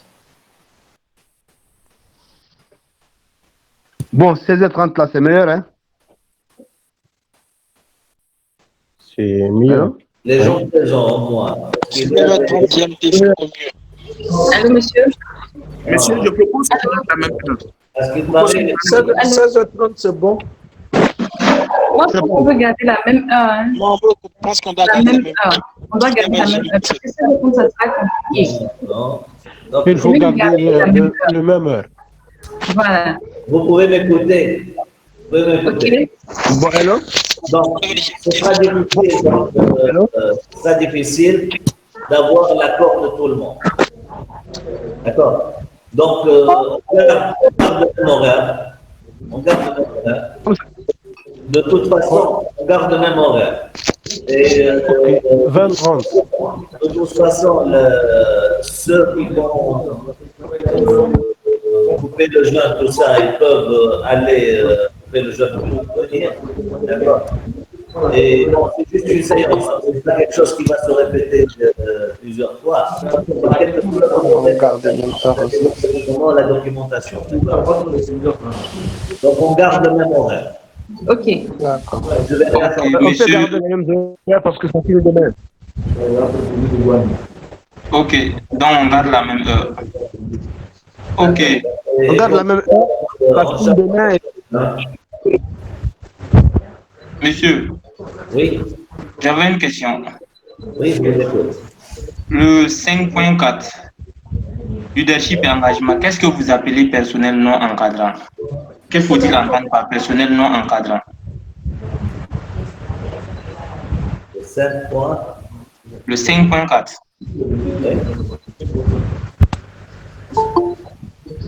Là où on parle de personnel non encadrant, que faut-il entendre par personnel non encadrant? L'encadrement, ce sont le personnel, donc les chefs de service, les pilotes. S'il vous plaît, ceux qui ne parlent pas, coupez vos micros, s'il vous plaît. Coupez vos micros, s'il vous plaît, ceux qui ne parlent pas, s'il vous plaît. Donc je vais couper leur micro, hein, alors là, ça n'y a pas de souci.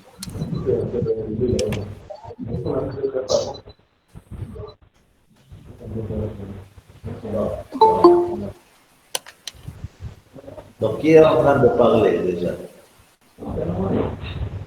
C'est Nian. Moi, c'est Aziz. Donc, Nian, c'est lui qui a le micro ouvert. Donc, on coupe le micro de Nian. D'accord.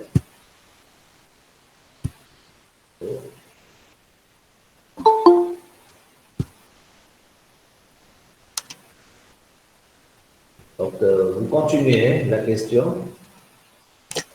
J'ai dit, on a parlé du personnel non encadrant. Que faut-il entendre par personnel non encadrant? Comment on arrive à le déterminer dans une entreprise? C'est le personnel exécutant, les exécutants, les ouvriers, tout ça. D'accord? L'encadrant, donc les superviseurs, les directeurs, donc c'est l'encadrement. D'accord? D'accord. C'est bon? Oui, c'est bon, merci.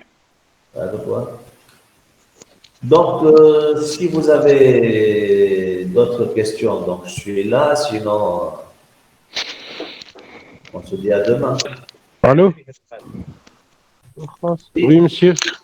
Est-ce que vous gardez la même heure à demain, la deuxième session? Une deuxième session. Allô? Pourquoi? Il y a des gens qui ne sont pas là et qui s'intéressent. 20h30 demain. Comment? 20h30 demain. Oui, c'est la même heure. Oui. 20h30 demain. D'accord. Merci beaucoup. Bonjour, monsieur. Bonjour.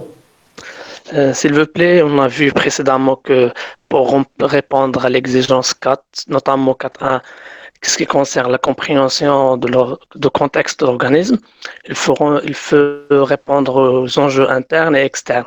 Alors, d'une façon pratique, comment on va faire ça? Donc, on verra ça demain. D'accord? Donc, les enjeux. Donc, déjà, je vous ai dit, on peut faire appel à l'analyse PESTEL, donc tout ce qui est political, environmental, social, technologique et légal. D'accord? D'accord, merci pour votre excellente présentation. Demain, on reprendra ça. Hein? D'accord? Ok, merci beaucoup. Bonjour, monsieur.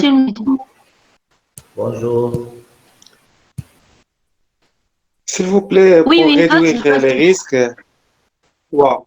soit on peut réduire la probabilité, soit on peut réduire la gravité.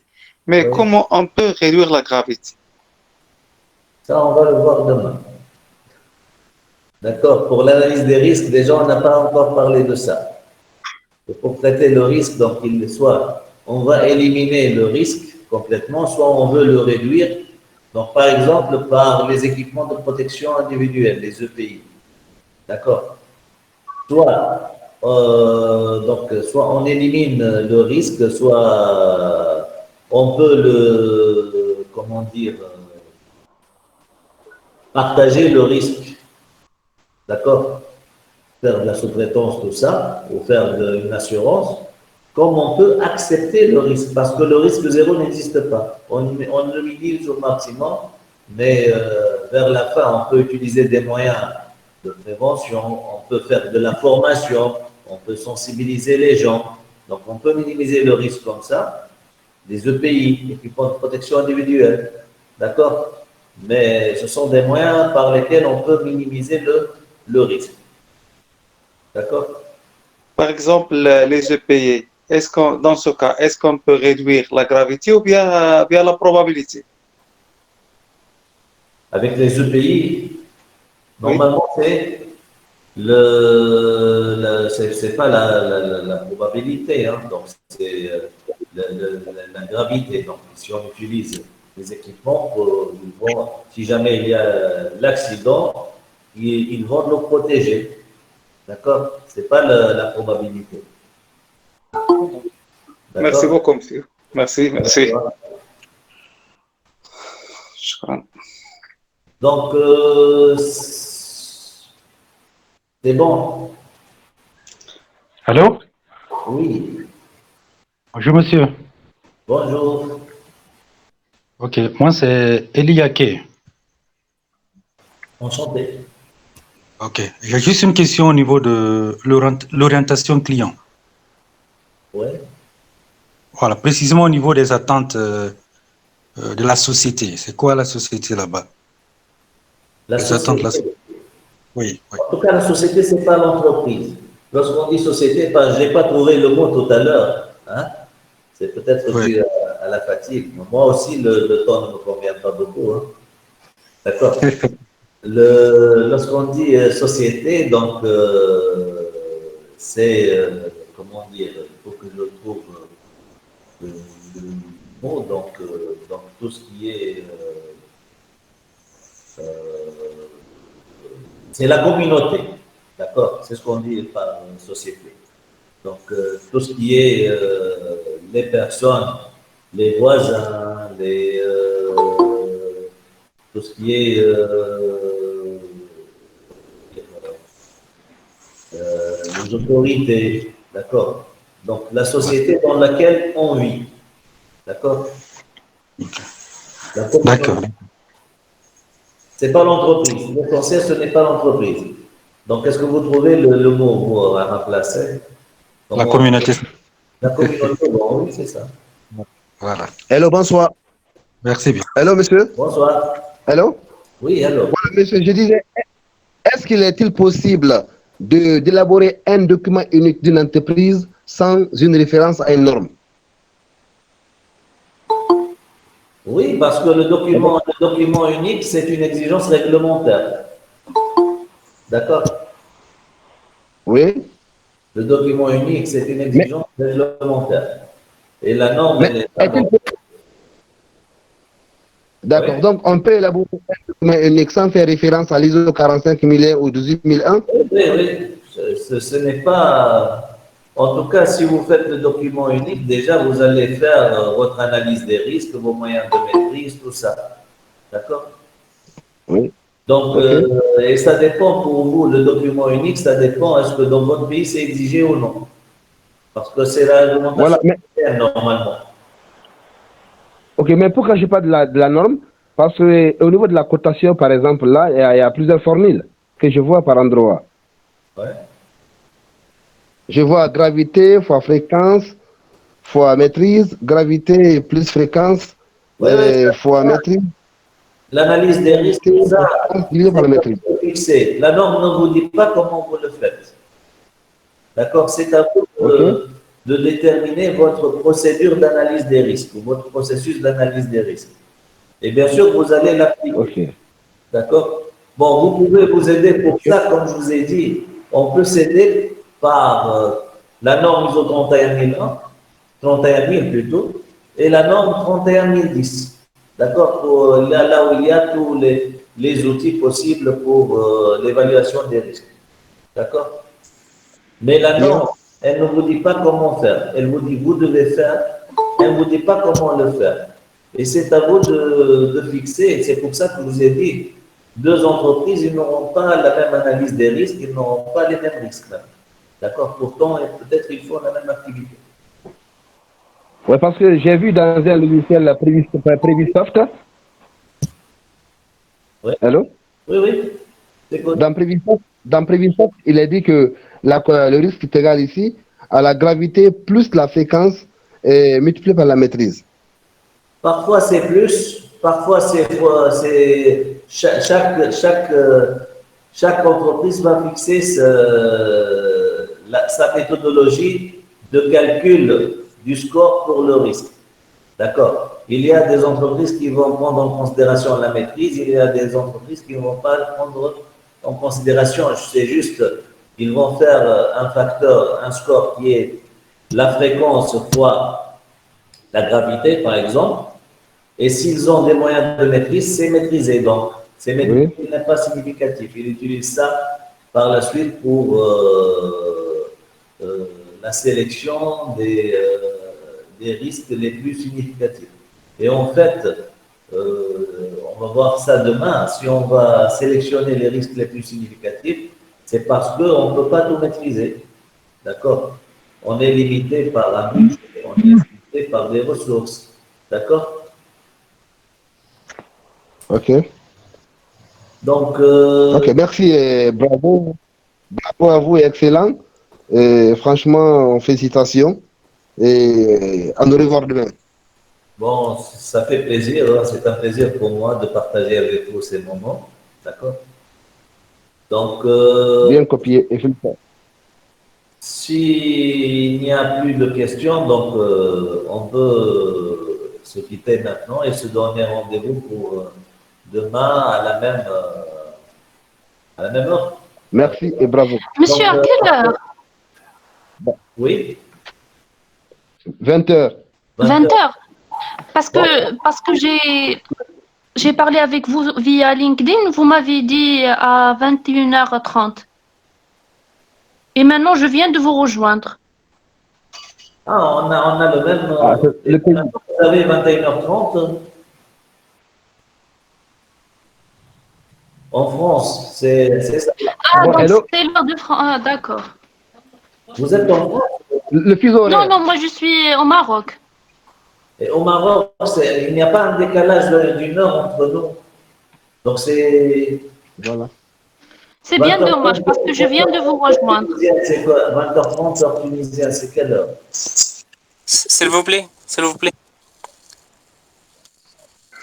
Oui. Normalement au Maroc, on a GMT plus 2. Ça veut dire lorsqu'il est 20h en France, chez nous il est 22h. Et lorsqu'il est 20h, il est 22h chez vous, il est en Tunisie quelle heure? il est 21 heures. Il y a un écart d'1 heure entre le Maroc et la Tunisie. Donc, lorsque je lui ai dit à 21h30, donc c'est 21h30. Et oui. 20h30, c'est 21h30. Oui, oui. À signaler qu'il y a un écart d'1 heure entre le Maroc et la Tunisie. Ok. Donc, demain, à 20h30, heure tunisienne, 21h30, marocaine. D'accord. Et pour les autres pays, vous faites le calcul, donc. Ok. Ok, merci. Pas de quoi. Donc, à demain. Merci et bravo à vous. Ok, merci. À demain. Bonsoir. Ok, ciao.